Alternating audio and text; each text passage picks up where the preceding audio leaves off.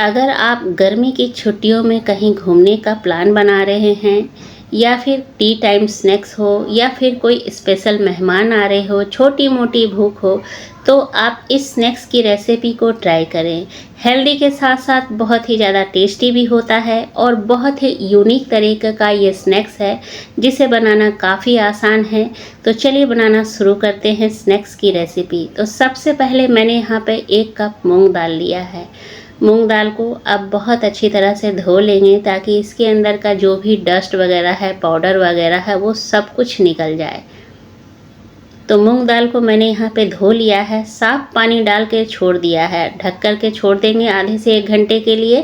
तब तक क्या करेंगे, एक ग्राइंडर जार में 1 कप प्लेन ओट्स ले रही हूँ। ओट्स जो कि सुपर हेल्दी होता है, हेल्दी फूड होता है। 1 कप ओट्स ले लिया।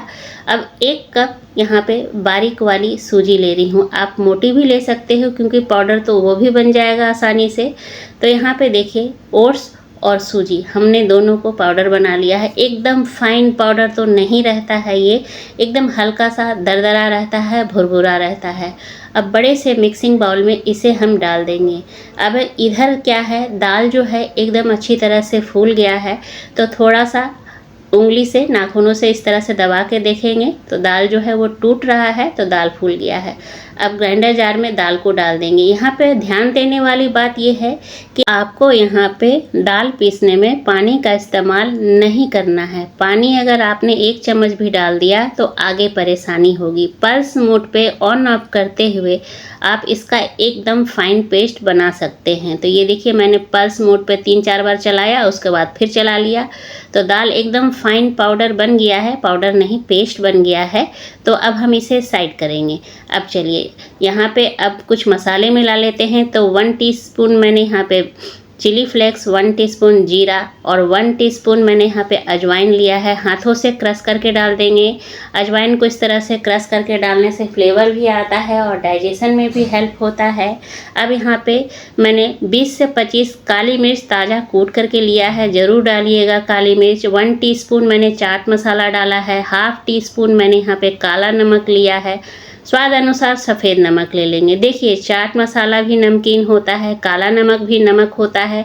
तो नमक जो है ना वो ध्यान से डालिएगा, अपने स्वाद अनुसार डालिएगा। 2 टेबलस्पून मैंने यहाँ पे कुकिंग ऑयल डाला है। आप घी को भी मेल्ट करके डाल सकते हैं। 1 चम्मच कसूरी मेथी हाथों से क्रश करके डाला है। सारी चीज़ों को हाथों से एकदम मसल के इस तरह से मिला लेना है। हल्का सा इस तरह से बाइंडिंग आना चाहिए, जिस तरह से हम लोग नमक पारा बनाते हैं ना, सेम वैसे ही। तो अब मिला लिया है। अब क्या करेंगे, जो हमने दाल का पेस्ट बनाया है उसको डालेंगे। तो एक बार में पूरा दाल नहीं डालेंगे, थोड़ा थोड़ा करके डालेंगे, जितनी ज़रूरत पड़ेगी उतना डालेंगे। इसीलिए मैंने कहा था कि दाल में पानी डालने की ज़रूरत नहीं है। अगर पानी डाल दिया तो यहाँ पे ओट्स और सूजी जो है वो क्वांटिटी में बढ़ानी पड़ेगी। तो यहाँ पे 2 चम्मच मैंने पहले डाला था, 2 चम्मच दाल अब डाल दे रही हूँ।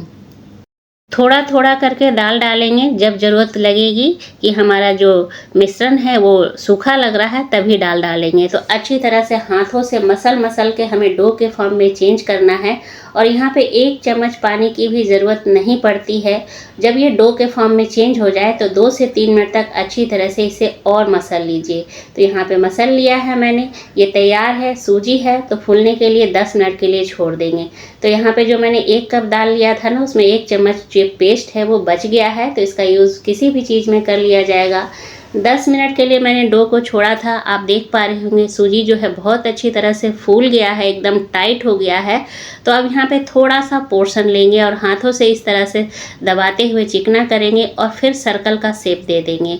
और सर्कल का शेप देने के बाद इसे अलग प्लेट में रखते जाएंगे। तो एक एक करके इसी तरह से बना करके सबसे पहले तैयार कर लेंगे। तो फ्रेंड्स, इस स्नैक्स को आप ज़रूर ट्राई कीजिएगा। सारी चीज़ें हेल्दी है, दाल, ओट्स, सूजी सब कुछ हेल्दी है। बहुत ही अच्छा लगता है। अगर आपको शाम को भूख लगती है या फिर सफ़र में आप कहीं जा रहे हैं तो ट्राई कीजिएगा। इधर मैंने तेल गरम होने के लिए चढ़ा दिया है। अब एक गोला उठाएंगे और हाथों से इस तरह से प्रेस करेंगे, चपटा करेंगे और बीच में अंगूठे की सहायता से इस तरह से शेप दे देंगे।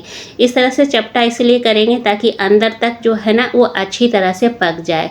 तेल गरम गर्म हो गया है। फ्लेम को मैंने एकदम लो रखा है। फ्लेम को लो ही रखिएगा, क्योंकि अगर फ्लेम को हाई रखा तो ऊपर से कलर आ जाएगा लेकिन अंदर कच्चा रहेगा। तो इस तरह से एक सर्कल उठाइए, हाथों से हल्का सा प्रेस करके इसे चपटा कीजिए और बीच में अंगूठे की सहायता से इस तरह से हल्का सा दबा दीजिए।